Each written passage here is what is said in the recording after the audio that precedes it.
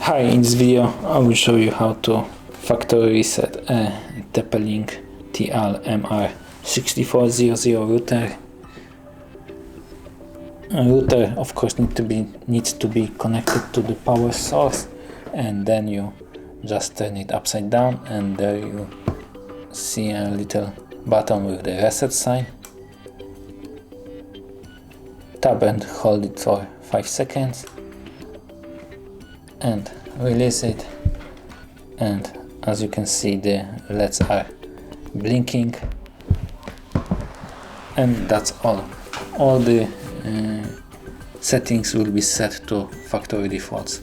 Thank you for watching. If you like this video, subscribe to our channel and give us a like.